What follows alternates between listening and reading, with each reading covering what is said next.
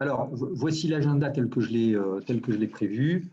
Bon, je vais me présenter, mais vraiment en quelques secondes, puisque j'ai l'impression que beaucoup d'entre vous me connaissent, même si de nombreux noms inconnus participent et assistent visiblement à cette expérience. Donc, le but, c'est que ça dure au maximum 1 heure. Moi, j'ai prévu la structure de mon intervention de la manière suivante. Dans une première partie que je vais essayer de faire assez courte, je vais vous donner quelques éléments de mise en perspective de ce que j'ai appelé le monde d'avant.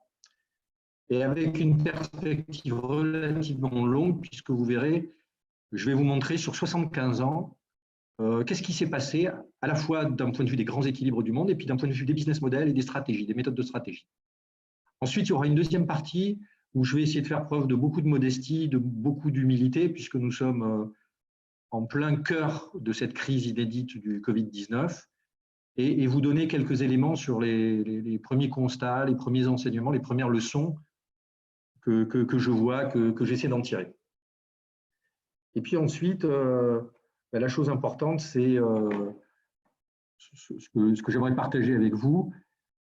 Est-ce qu'il faut inventer de nouveaux modèles? Comment il faut s'y prendre pour affronter l'adversité, la difficulté, l'inattendu de cette crise? Faut-il inventer de nouveaux modèles? Je vais vous montrer que beaucoup d'entre eux existent déjà et je les mettrai en perspective. Comme j'ai l'habitude de faire, évidemment, je vous donnerai un certain nombre de livres ou d'indications scientifiques ou bibliographiques pour essayer d'éclairer le débat d'une manière vraiment que je veux plutôt technique et absolument pas politique ni idéologique. C'est évidemment un tout autre débat. Et en fin d'intervention, je vais essayer d'être le plus concis possible. En fin d'intervention, je vais utiliser les ressources du chat pour répondre à quelques-unes de vos questions, de vos interrogations et échanger rapidement. Alors bon, rapidement, pour ceux qui ne me connaissent pas, moi je suis un multi-activité, un slasher. Donc d'abord et avant tout, je suis un consultant en stratégie. Mon cabinet vient de fêter ses 22 ans il y a quelques jours, au cœur de la crise. Par ailleurs, je suis enseignant depuis très longtemps dans de nombreuses écoles historiquement, actuellement à HEC Paris. Et puis par ailleurs, je suis auteur et très actif aujourd'hui comme officier de réserve de gendarmerie, et j'en profite pour saluer les nombreux camarades du cabinet qui assistent à cette intervention. Entrons rapidement dans le cœur du sujet. Si on fait un petit retour en arrière, moi j'ai isolé une mise en perspective sur 75 ans, de manière vraiment extrêmement classique, en vous montrant que finalement, on a affronté, on a vécu 3 grandes périodes, vous les connaissez tous. Et alors pourquoi repartir aussi loin? C'est pour vous démontrer que finalement, le sujet des méthodes de stratégie est vraiment lié à un temps donné, à un certain champ de circonstances qui vont pousser un certain nombre de modèles. Donc en fait, j'aimerais vraiment vous faire quelques rappels de méthodes aussi, de méthodologie. Nombreux sont d'entre vous qui êtes assez familiers avec ces méthodes de stratégie, ces logiciels entre guillemets de stratégie. Mais pour ceux qui sont moins familiers, je donnerai quelques éléments de méthodologie. Donc les 3 méthodes sont la reconstruction après la Deuxième Guerre mondiale, les fameuses 30 glorieuses. Ensuite, la période qui a suivi le grand choc pétrolier de 73, 74, 75 jusqu'en 2000. Et celles-ci, on les a appelées les 30 piteuses. On verra qu'elles n'ont pas été piteuses pour tout le monde, évidemment. Et puis une dernière période dans laquelle on est vraiment entré de plein pied, c'est le 21e siècle. Et en tout cas, ce 21e siècle, il est extrêmement incertain.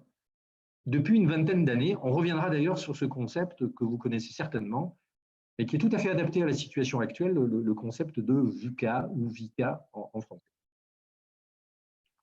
Et moi, cette mise en perspective, c'est vraiment pour vous démontrer de manière très rapide qu'à chaque période correspond une approche stratégique avec un certain champ de méthode extrêmement spécifique, et puis un business model, un modèle économique, un modèle d'affaires qui correspond aux circonstances.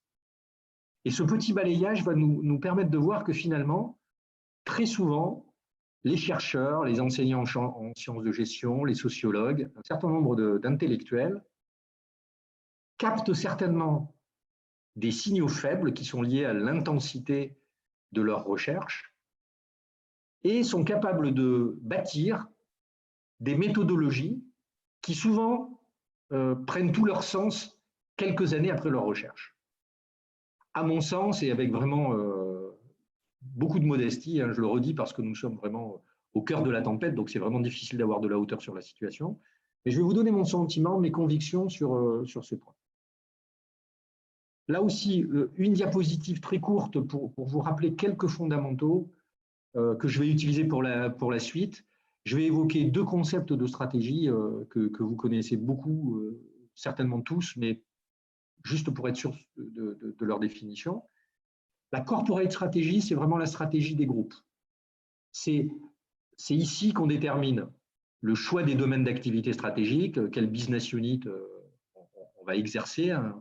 C'est plutôt des grandes entreprises, en tout cas des entreprises d'une certaine maturité. Quelle stratégie de groupe, surtout si le groupe est pluriactivité. Et puis, il y a la recherche des synergies, c'est-à-dire des zones de mutualisation qui vont permettre à plusieurs d'être plus puissants et créateurs de plus de valeur que si on était tout seul. Donc ça, c'est la corporate stratégie. Et la business stratégie, c'est la stratégie dans un domaine spécifique d'activité.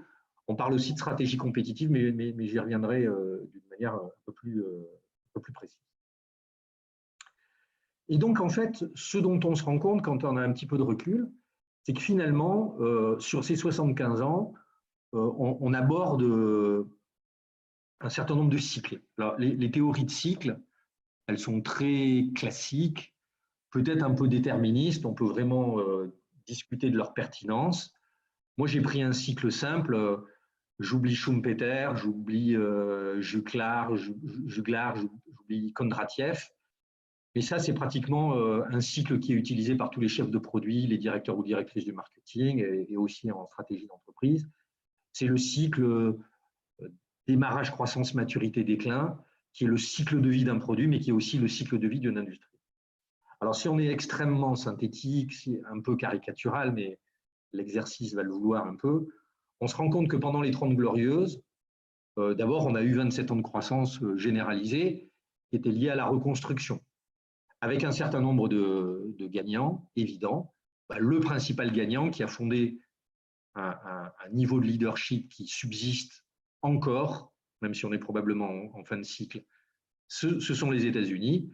États-Unis, grand vainqueur à la fois militaire, mais surtout géopolitique et industriel de la victoire après la Deuxième Guerre mondiale, par le plan Marshall. Ils vont être les financeurs principaux du développement et de la reconstruction sur la planète et la dominer sur une très longue durée. Les vaincus de la Deuxième Guerre mondiale seront certainement pratiquement les plus résilients, puisque à la fois l'Allemagne, République fédérale au moment où j'évoque cette période, et le Japon se reconstruisent à une vitesse absolument phénoménale et deviennent des champions industriels. Là aussi, ces performances industrielles, cette culture industrielle font encore aujourd'hui partie de leurs actifs historiques. Et ce business model qui prévaut pendant cette période des 30 Glorieuses, c'est évidemment un business model qui est fondé sur l'industrie, avec la mécanisation, la robotisation, l'arrivée de l'électronique et des machines-outils, qui va fonder une période de construction et de développement absolument incroyable. Dans cette période, le modèle de stratégie n'est pas du tout celui de la survie, de la pérennité, hein, ce qui est une des choses qu'on envisage en stratégie, et on va s'en rendre compte, nous en rendons compte dans la période que nous vivons, mais c'est un modèle stratégique fondé sur le développement. Donc ici, vous voyez Igor Antsov, qui est probablement le grand-père ou l'arrière-grand-père des méthodologies de stratégie structurées dans les organisations et en particulier dans les entreprises, et la matrice éponyme d'Antsov, 1957. 57, on est en plein milieu de ces 30 Glorieuses. Et donc, l'approche de Antsov, alors évidemment, tout ceci est très caricatural, hein, parce que ces travaux de recherche qui se sont matérialisés par des articles et un certain nombre de livres vont au-delà de cette matrice, mais c'est la plus connue. La matrice de Ansoff, dit aussi celle couple produit-marché, elle dit que finalement, on a 4 voies possibles. La voie de la saturation de son marché existant, mes produits dans mes marchés, la voie du développement par des produits nouveaux, la voie du développement par des marchés nouveaux, ça s'est fait beaucoup par un développement international, et puis une voie qui est moins évidente à ce moment-là, qui est une voie beaucoup plus spéculative, se lancer dans des nouveaux produits sur des marchés qu'on ne connaît pas, la voie de la diversification, qui n'était pas forcément extrêmement utilisée à cette époque-là, parce que le développement produit et marché était suffisant pour soutenir une croissance très forte. Et si on fait une micro-synthèse, on voit que finalement, dans cette phase de démarrage et de croissance, on fonde la stratégie des groupes essentiellement sur de la croissance interne ou organique, parce que les marchés se développent naturellement à grande vitesse. La priorité financière, c'est une priorité sur l'investissement, investissement dans l'outil industriel, investissement dans la logistique, investissement dans le développement international. La business stratégie, c'est celle que j'évoquais, celle de Ansoff. Ce sont les stratégies de développement. L'intensité concurrentielle commence à être forte, mais elle n'est pas si redoutable que ça, notamment au niveau international. On a une approche qui est très marché de masse et on est très focalisé sur les produits. D'ailleurs, c'est simultanément que les grandes théories du marketing vont sortir. Igor Ansoff, Matrice 1957, les fameux 4 P du marketing mixte, le produit, le prix, la distribution, la communication, par Jérôme McCarthy en 1961. Donc vous voyez, 57, 60, on est vraiment au cœur, d'ailleurs, des premières méthodologies de management qui restent toujours existantes dans l'enseignement en sciences de gestion, qui font partie du solfège classique des business schools. Alors, vient ensuite une autre période, qui est une période de maturité-déclin. Alors, il faut être assez nuancé sur cette idée de maturité-déclin. Elle concerne surtout les pays développés. Les États-Unis, finalement, à un degré moindre, parce que protégés par leur leadership et puis aussi leur monnaie, est une arme stratégique principale. Les pays développés, Japon en particulier, et puis l'Europe en particulier, commencent à vivre des croissances nettement dégradées. En revanche, les grands gagnants de cette période-là, on en parlait beaucoup dans les années 90-2000, les BRICS, au premier rang desquels la Chine qui s'est éveillée, le Brésil, l'Afrique du Sud, l'Inde, le Mexique. Là, on entre non plus dans un business model, l'industrie évidemment est toujours présente, mais c'est le grand développement des services. Peut-être que vous reconnaissez cette image, un film des années 80 avec Michael Douglas, Wall Street. C'est la finance, c'est l'assurance, c'est aussi le développement de l'informatique de gestion. C'est le développement aussi d'économie de services. La France pompidolienne, giscardienne, fait sa mue, comme les grands pays occidentaux, et entre dans l'économie de services. Du point de vue des modèles stratégiques, alors là, on est au cœur de choses qu'on connaît tous maintenant, en tout cas les plus jeunes d'entre nous.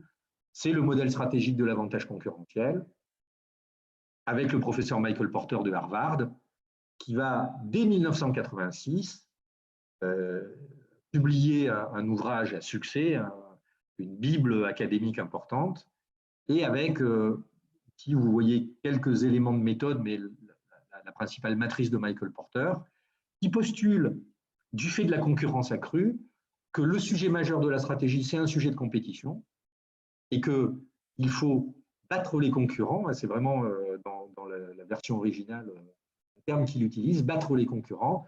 Pour battre les concurrents, il faut prendre un avantage concurrentiel.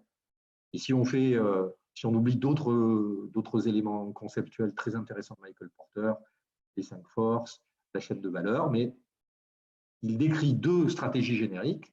Une stratégie générique où on prend un avantage fondé sur la domination par les coûts, ou un avantage fondé sur la différenciation. Celui-ci prévaut largement aujourd'hui. Et donc, si on fait encore un peu la synthèse de ce qui se passe, dans ce monde, mais qui est encore largement le monde d'aujourd'hui, l'absence de croissance naturelle amène les entreprises à beaucoup développer des activités de croissance externe. Je reviens à Wall Street, hein, on rachète des actions, on est des prédateurs économiques. D'ailleurs, les banques créent des activités de marché, des activités de corporate banking et créent beaucoup de valeur, en tout cas de leur point de vue, sur l'assistance des entreprises sur ces sujets de croissance externe. La priorité financière devient la création de valeur, et quand je parle de création de valeur, elle est singulière, c'est la création de valeur économique, financière. La business stratégie est totalement focalisée sur l'avantage concurrentiel, du fait d'une intensité concurrentielle totale, très forte. Et on voit la bascule marketing, commerciale, qui s'exerce avec une approche marketing de plus en plus fine, de plus en plus segmentée, et avec une focalisation, dès les années 80, une focalisation sur le client. D'ailleurs, c'est à la fin des années 90 que dans les organisations, on développe des activités, des stratégies de fidélisation, et où on développe la gestion de la relation client, le CRM. Alors ça, c'est 50 ans, un peu plus de 50 ans. Et ce qui est assez frappant, c'est que finalement, nous fondons encore aujourd'hui dans beaucoup d'industries nos approches sur ces quelques éléments de solfège méthodologique classique. Alors en fait, depuis 2020, depuis 2000 et pratiquement tout le long de ce début du XXIe siècle, le monde se transforme. Alors c'est les militaires hein, qui ont intégré cette approche. Notamment, je vous recommande vivement de lire les rapports de la CIA, qui sont des rapports prospectifs régulièrement mis à jour. Et il postule que le monde dans lequel nous vivons depuis un peu moins d'une génération, c'est un monde, alors VUCA. VUCA en anglais, caractérisé par sa volatilité. Des marchés extrêmement instables, une grande rapidité dans les évolutions. Et au moment où ce concept de VUCA est utilisé, on n'envisage pas la pandémie Covid-19. Mais on reviendra quand même, il y a eu un certain nombre d'événements très brutaux qui ont précédé. L'incertitude. Alors ça, c'est un point qui est absolument capital parce que, à mon sens, au-delà de toute réflexion politique, sociologique, idéologique qui peuvent être posées dans cette crise que nous vivons, nous devons gérer, et a fortiori dans le moment présent, une incertitude, et je vous dirais que l'incertitude est quelque chose de radicalement différent du risque. Un autre élément, c'est la complexité, le manque de prévisibilité. Alors là aussi, il est facile de post-rationaliser les choses. Aujourd'hui, moi, je suis vraiment frappé par l'évidence pour beaucoup d'observateurs de ce qu'on aurait dû tous faire, et évidemment les autorités étatiques, les États. Et vous verrez que finalement, c'est une caractéristique très, très classique, c'est un biais cognitif très classique, d'essayer de réinventer, de raconter l'histoire du passé pour lui donner du sens. Et puis l'ambiguïté, à la fois la contradiction, qu'on peut retrouver par la difficulté d'apprécier la véracité des informations, et puis le caractère très difficile à maîtriser de nombreux inconnus dans les équations. Alors, dans ce monde, d'un point de vue économique, la croissance mondiale reste relativement élevée, hein, vous voyez presque 3% sur la période, avec le trou de la crise de 2008, et avec une radicalisation d'un match sino-américain très, très fort. La Chine, évidemment, pour ce qu'il en est, c'est pas si facile à apprécier, mais connaît sur la période une croissance très forte, souvent au-delà de 8, parfois dépassant les 10%. Les États-Unis sont à peu près dans la moyenne de la croissance mondiale. En revanche, c'est la zone européenne et la France en particulier qui vont vivre vraiment pratiquement une stagflation ou en tout cas un développement économique très très modéré. Dans ce monde, donc on avait un business model de l'industrie, puis suivi par un business model du service. On entre dans le business model du numérique.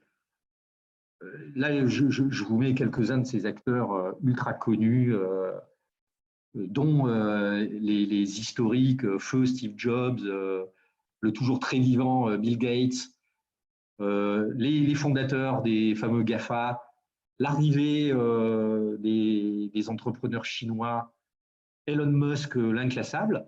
Alors, ce qui est intéressant, hein, c'est que au moment où je vous parle, leur domination économique et le niveau de valorisation, de création de valeur, notamment de valeur capitalistique qu'ils ont créé, reste important. À quelques minutes d'effectuer ce webinaire, je me suis permis de regarder les capitalisations boursières, il y a quelques minutes, hein, à 17h45. Facebook, 520 milliards. Amazon, 1210 milliards. Microsoft, 1340 milliards. Apple, 1260 milliards. Alphabet, Google, 870 milliards. Au total, 5200 milliards de capitalisation, milliards de dollars. Alors là aussi, torchon et serviette, hein, je compare des choses qui ne sont évidemment pas comparables. Mais pour vous donner une idée, un PIB, ce n'est pas de la capitalisation boursière, mais pour donner une référence macroéconomique, c'est plus ou moins le PIB de l'Allemagne, donc de la 4e puissance mondiale. Et dans ce moment stratégique, on commence à voir des choses assez étonnantes qui se passent, souvent sous la catalyse des acteurs du numérique, des phénomènes de disruption et surtout des phénomènes d'ubérisation. Et on va voir que finalement, ces phénomènes, on va pouvoir les analyser, les étudier dans la période que nous vivons. Alors juste un petit terme, hein, disruption, remplacement radical d'un modèle d'affaires par un autre. C'est l'exemple de la photo analogique. La photo analogique se développe jusqu'aux années 2000, hein, pratiquement. Et puis, avec la montée en puissance des technologies numériques et notamment les technologies de photographie liées au smartphone, et on voit l'écroulement, pratiquement la disparition presque totale des technologies de développement photo analogique. Et pas du tout, par contre, une baisse de l'utilisation de la prise de photo, bien au contraire.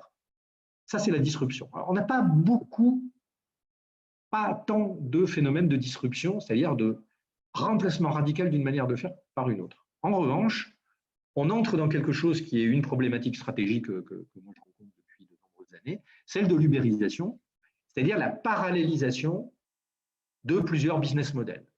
J'aime beaucoup cette statistique, hein, elle est très focalisée sur le marché des taxis à New York versus le marché des VTC.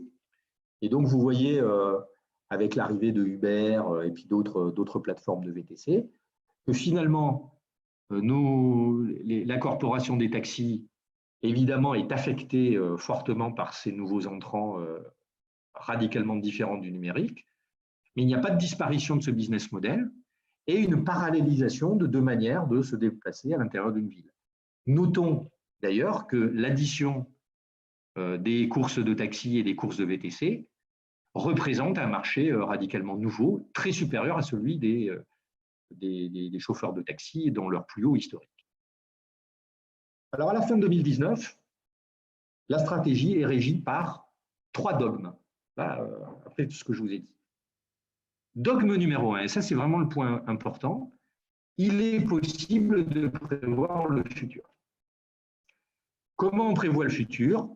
Par une analyse du passé et du présent, dont on va essayer de trouver des lignes de force et de compréhension qui vont nous permettre de nous projeter dans le futur. Donc ça, c'est le dogme numéro 1, vraiment un dogme d'acier.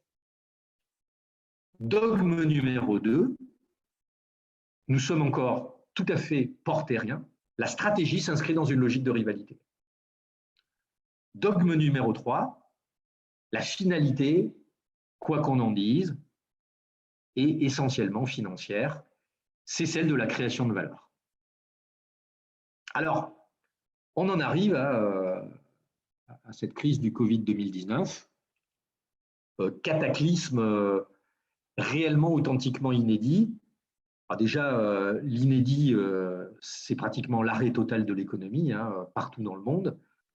J'ai récupéré il y a quelques jours chez les très estimables fournisseurs de statistiques Statista, que j'aime beaucoup, une infographie très forte qui démontre que historiquement en France, mais c'est dans tous les pays de la même manière, On vit un ralentissement du PIB historique, moins 6% sur le premier trimestre.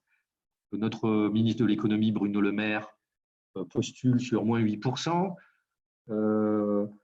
Le FMI, dont les prévisions sont sorties aujourd'hui pour la France, moins 7,2%. Donc, il y a eu un début de consensus sur une baisse absolument historique liée donc aux stratégies de confinement qui font que la moitié de l'humanité pratiquement est confinée aujourd'hui.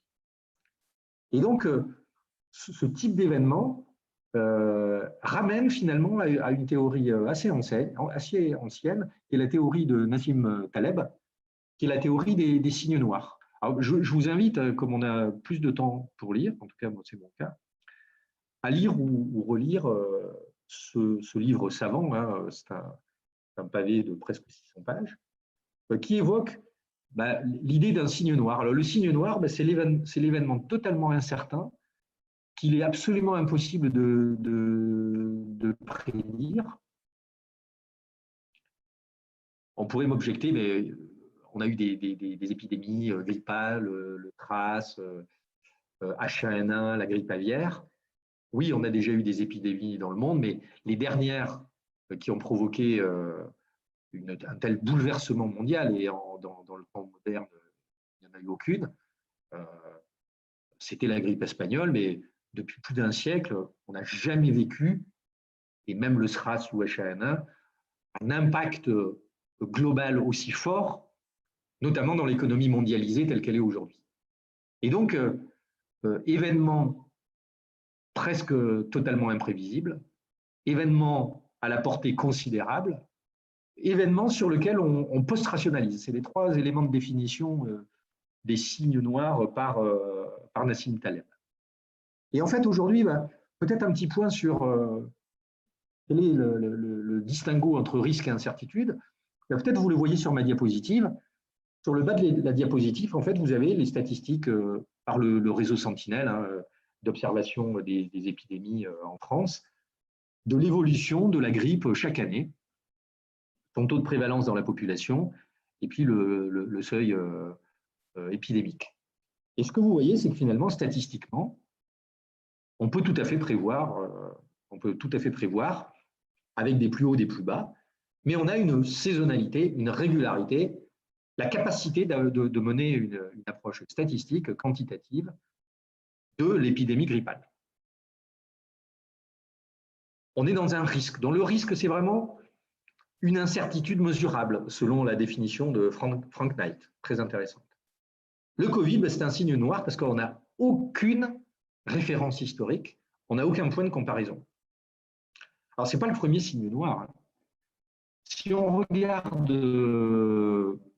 un petit peu en arrière, presque depuis 30 ans, ou 40 ans, disons, finalement, on a eu certains de ces événements inattendus extraordinaires. Moi j'en ai noté 4, hein, peut-être on pourra discuter.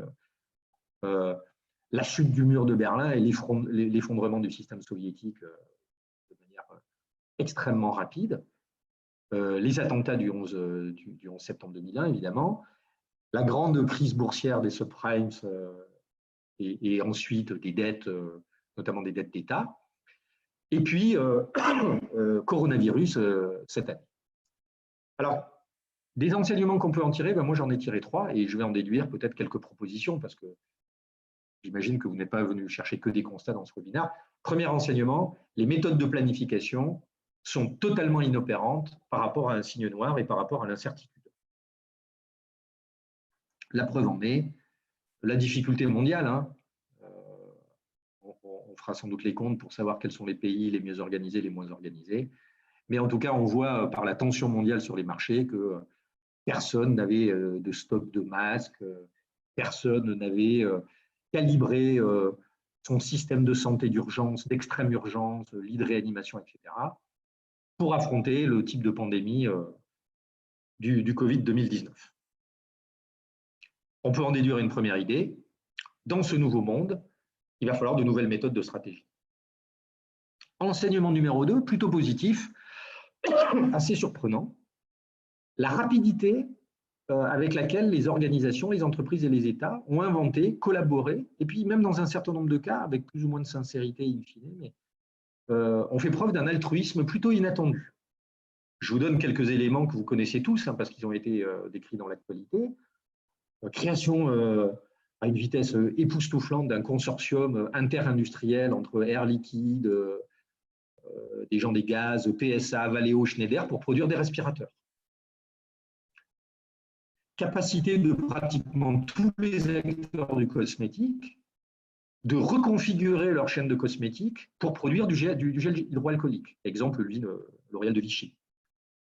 Capacité, alors, qui a impliqué des chercheurs, des ingénieurs, des industriels dans l'Ouest, mais initialement, c'était venu d'une université américaine, et avec l'aide d'une grande enseigne de distribution sportive, Decathlon, de reparamétrer un masque de plongée à caractère ludique pour en faire un outil de santé, un outil sanitaire à vocation respiratoire dans les hôpitaux. Et puis là aussi, des choses assez étonnantes. Prise de position d'entreprises cotées, parmi les plus puissantes de la planète, Total, Danone, L'Oréal, Accor ce matin, qui décide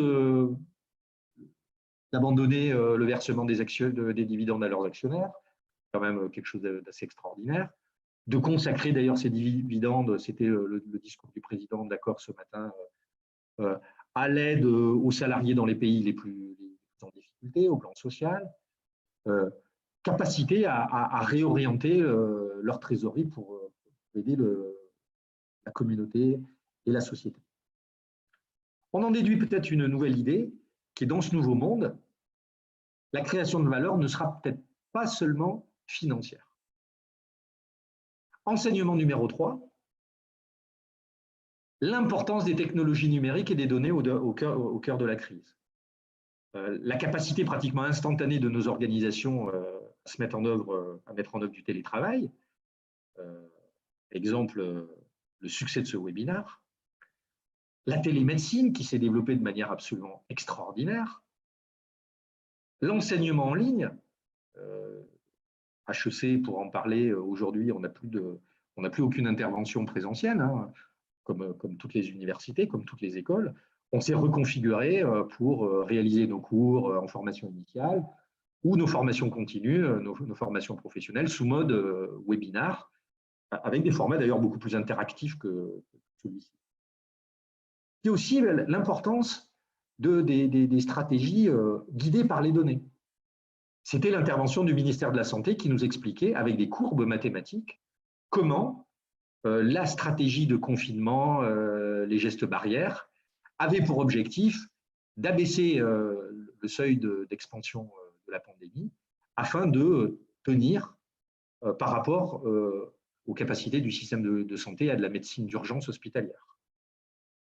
Ici, j'ai repris, et je le crédite avec bonheur parce que je regarde ces statistiques chaque fois qu'il les publie, Ioannis, qui est présent, qui est aperçu dans le chat, qui est un scientifique, publie régulièrement sur son compte Facebook un certain nombre d'informations statistiques qui permettent, à partir de modèles de prévision statistique mathématiques relativement classiques, de suivre l'évolution, de piloter l'évolution de la pandémie.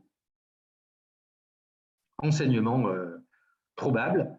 Dans le nouveau monde, le numérique et les données seront des accélérateurs absolument essentiels au changement. Alors, faut-il réinventer, avec ces constats, faut-il réinventer de nouveaux modèles stratégiques?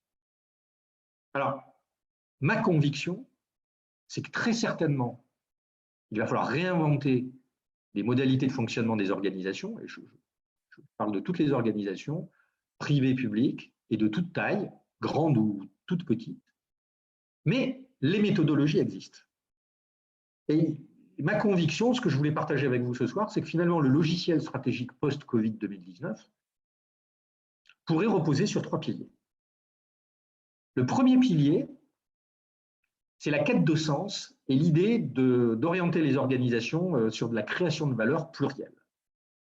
Alors, ça, c'est une idée qui est développée depuis assez longtemps par les stratégies RSE des entreprises, qui font l'objet pour les plus grandes de rapports formalisés et d'initiatives existantes, qui aboutit aussi, qui a abouti depuis quelques années à l'idée d'entreprise à mission, avec l'idée de produire un engagement au-delà de l'engagement économique, mais avec des données sociétales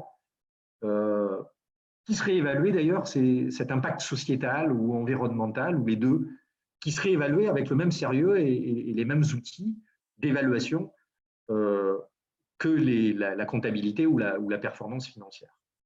Alors, c'est intéressant de noter que finalement, en France, on a déjà un outil juridique qui est sorti, la loi Pacte du 22 mai 2019, alors un assez gros fourre-tout de mesures économiques, avec l'une d'entre elles, une de ces mesures qui est passée relativement inaperçue, la capacité donnée à une organisation sur un fondement volontaire de devenir strictement au plan juridique une entreprise à mission. Alors, ça sous-entend une modification de l'intérêt social qui n'était qu'économique en droit français, la définition d'une raison d'être, quelque chose de très mobilisateur, et puis la définition d'objectifs mesurables et mesurés par des tiers, et la transformation, et c'est quelque chose qui n'est pas anodin, de la totalité des statuts juridiques et des modes de gouvernance d'une entreprise. Donc on voit déjà, c'est assez surprenant, intéressant, que ces éléments d'intégration, mais d'une manière vraiment très profonde, très intime, jusque dans les statuts d'une entreprise, de manière volontaire, me semble une première clé de succès. La deuxième clé, ce sont des stratégies innovantes, frugales, et peut-être l'idée de créer de nouveaux espaces stratégiques. Alors, les guides existent, hein. Moi je suis amené à intervenir souvent sur ces 3 guides, et 3 livres relativement intéressants sur lesquels je vais revenir rapidement. Un point important, c'est l'effectuation. Pour ceux qui ne connaissent pas cette approche, je vais vous en dire quelques mots. La deuxième, qui est l'approche Océan Bleu, et vous le savez, pour ceux qui me connaissent, je suis un enseignant, formateur, consultant qui a investi très tôt sur cette approche méthodologique. Et puis aussi une autre approche qui est celle de l'innovation jugade ou frugale. Notons que c'est intéressant que finalement les auteurs, Philippe Silberzahn, qui a écrit Effectuation en français, s'est inspiré d'un auteur qui est Sarasvati, professeure américaine mais d'origine indienne. Et le guide de l'innovation frugale, ce sont des professeurs indiens qui ont imaginé cette approche. Alors, ça, c'est peut-être le point le plus important, prise en compte d'une approche causale, remplacée certainement après la crise par une approche effectuelle. L'approche causale, c'est celle qu'on utilise pour faire des plans stratégiques. Je fais une analyse de moyens, SWOT, diagnostic interne-externe. J'en déduis un certain nombre de buts, et à partir de ces buts, je vais chercher les moyens d'atteindre ces buts, et puis je vais les déployer dans un temps donné, 3 ou 5 ans. Dans l'illustration, je veux organiser une soirée Tex-Mex. Voilà, j'ai mon but, et à partir de là, je vais faire les courses et organiser mon repas d'une manière très carrée.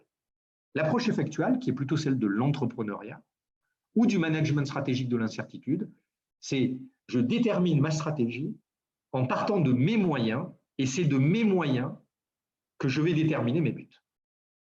Ça, c'est le premier clé, sans doute des approches stratégiques effectuelles et non causales. Deuxième élément, l'approche Océan Bleu. C'est l'approche de l'invention de nouveaux business models. Alors, petite courbe, hein, nous avions nos activités économiques traditionnelles, avec plus ou moins de succès et de croissance. Et puis, pour certains d'entre nous, un arrêt absolument brutal. Redémarrage possible avec l'ancien modèle. Complément ou réinvention possible du modèle en tenant compte de la nouvelle donne.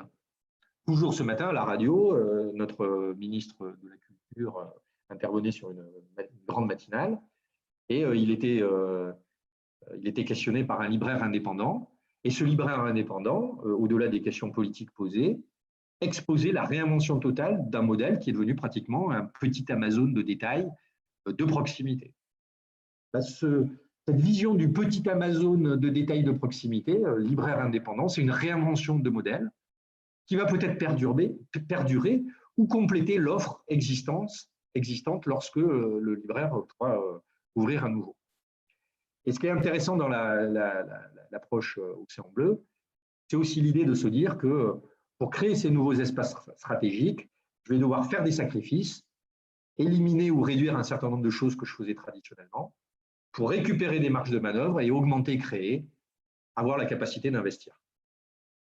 On retrouve ce genre d'approche philosophique dans les principes du JUGAD, l'innovation débrouillarde ou l'innovation frugale, fondée sur des principes qui sont des principes de résilience à la crise, de rechercher des opportunités dans l'adversité, faire plus avec moins, et donc là il y a tout un champ de méthodes très intéressant. Penser et agir de manière extrêmement flexible, ne pas chercher la perfection, viser à la simplicité. L'idée aussi de l'inclusion, mais rappelez-vous que les professeurs auteurs vivent en Inde, sont des Indiens. Et puis après aussi l'idée d'induire, d'intégrer une approche émotionnelle dans l'approche stratégique. Troisième élément, c'est l'agilité, la collaboration et l'amplification par la technologie. Alors déjà, et ça touche à ce que je disais précédemment, certainement l'idée de développer de manière extrêmement agile des concepts rudimentaires mais viables. Ce sont déjà des théories qui sont très connues, déjà mises en application dans un certain nombre d'organisations. C'est le produit minimum viable, c'est-à-dire un produit qui est vraiment restreint à sa capacité fonctionnelle essentielle. Il est opérant, d'ailleurs il peut intéresser des adopteurs précoces, et puis il est tangible, il permet d'être vendu, même s'il n'est pas parfait. Et j'aime beaucoup la diapositive qui suit, parce qu'elle rend compte de ce qu'on fait dans beaucoup de grandes organisations, et de l'approche du produit minimum viable. Avant d'avoir tout un cycle long de développement partant d'une fonction initiale et puis ensuite un enrichissement fonctionnel progressif et qui aboutit souvent à des cycles de développement très, très longs.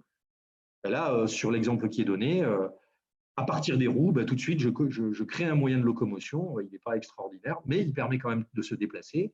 Et puis, d'une planche à roulettes, peut-être une trottinette, peut-être un vélo, peut-être à la fin une voiture.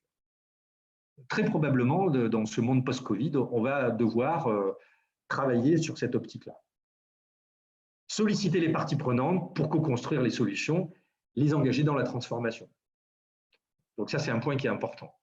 Le deuxième élément, évidemment, on le voit, mais ne serait-ce que par cette intervention. D'ailleurs, vous êtes 311 à être présents. Dans ce monde, à mon sens, un point essentiel va consister à élaborer une véritable stratégie numérique. Et je reprends l'exemple de ce libraire de proximité, de ce détaillant, qui finalement, d'une manière extrêmement agile et extrêmement résiliente, a transformé, a eu une approche multicanale. Il est devenu centre d'appel, on peut l'appeler directement. Il est devenu livreur. Il a fait évoluer son site web pour devenir un petit e-commerçant. Donc, je vous invite, mais vous le savez pour beaucoup d'entre vous, à vous intéresser aux stratégies digitales, qui est un point sur lequel moi-même et mes collaborateurs, on a beaucoup investi depuis des années par une méthode relativement structurée qui prévaut à cette élaboration. Le deuxième élément, c'est la création de valeur par les données.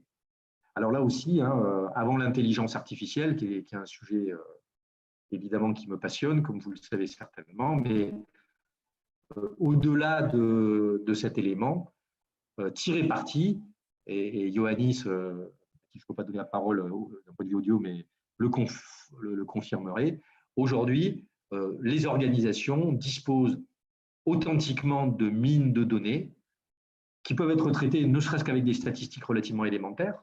Finalement, c'est ce qu'on voit lors de cette crise. Les statistiques qui sont présentées à la télévision ou utilisées ne sont pas des mathématiques extrêmement sophistiquées. On parle de lois normales, de courbes de Gauss, de courbes exponentielles. Donc, c'est vraiment des choses qu'on apprend à l'école, au lycée, au tout début de l'enseignement supérieur. On est sur des choses quand même relativement simples. En conclusion, il est 18h50, quelques idées vraiment très simples. Et ensuite, peut-être je vous donnerai la parole si vous souhaitez me poser quelques questions. Le premier élément, Et en introduction, je voulais indiquer vraiment que le sujet sociologique, politique, idéologique est évidemment pas le propos de cette intervention. À mon sens, aujourd'hui, les méthodologies existent. Ça, c'est la chose qui est intéressante. Et alors, le paradoxe, c'est finalement que ces méthodologies, il va falloir pratiquement les utiliser à contre-emploi en fonction des organisations. À mon sens, les très grandes organisations, les grands banquiers, les assureurs, les grands industriels, devraient adopter une approche entrepreneuriale effectuelle, qui est celle finalement des entrepreneurs et plutôt des petites entreprises. Et le grand changement de paradigme intellectuel, c'est finalement casser la manière habituelle de faire des plans stratégiques en les projetant sur une durée grande et rallumer le moteur de la réflexion stratégique pendant cette période très incertaine en se disant, ben, la stratégie, on va la penser dans l'action sur un terme court, dans une période extrêmement incertaine. La clé, c'est l'effectuation. Donc c'est quelque chose qui est totalement contre-intuitif parce que aujourd'hui, une grande entreprise, elle a vraiment tendance à fonder son raisonnement stratégique sur une analyse de données la plus complète possible pour en déduire un certain nombre d'axes, de buts, traduire un objectif concret, traduit ensuite par un certain nombre d'initiatives, d'actions déployées dans le temps. Aujourd'hui, cette manière de faire n'est plus possible, au moins dans les prochains mois qui viennent. On n'a pas de sens, à mon avis, à imaginer à date un plan stratégique à 5 ans, compte tenu des très grandes incertitudes qui subsistent quant au déconfinement, quant à la reprise du commerce international, des transports, etc. Concernant les toutes petites entreprises, partant du détaillant que j'évoquais jusqu'à la PME, voire à l'ETI, le sujet, c'est finalement d'aborder des méthodes pour construire la stratégie. Cette méthode, finalement, effectuation, océan bleu, innovation frugale, élaboration d'un produit dans sa version la plus efficace possible, c'est peut-être des choses qui étaient faites dans les plus mûres d'entre elles, mais l'idée, c'est finalement d'acquérir de la méthode. Et puis, peut-être le dernier élément, et là aussi, mon dernier conseil de lecture, c'est finalement d'essayer dans cette période d'être antifragile. Toujours par l'auteur du Cygne noir que j'évoquais, un autre livre très intéressant, Antifragile, de Nassim Taleb, qui est comment finalement certains peuvent tirer parti de crises de type Cygne noir. Et donc, il définit, là aussi, c'est très caricatural, mais trois typologies d'acteurs, et ceci sera certainement le cas pour la crise 9, des acteurs fragiles qui sont tout à fait ébranlés, voire détruits par des événements qui craignent des événements inattendus et qui les affrontent avec beaucoup de difficultés. Beaucoup de structures vont se révéler fragiles. Des structures dites robustes qui sont résilientes, indifférentes aux événements inattendus, qui arrivent à tenir. Moi, j'étais frappé du discours du président de Accor, 2,5 milliards de trésorerie, une capacité opérationnelle à gérer la crise, la capacité aussi à s'investir pour le bien commun et d'une manière très maîtrisée, voilà une entreprise robuste. Les antifragiles, c'est ceux qui auront la capacité de profiter, de tirer parti de cet événement pour inventer, réinventer des modèles ou leur organisation et qui en sortiront certainement gagnants. Alors,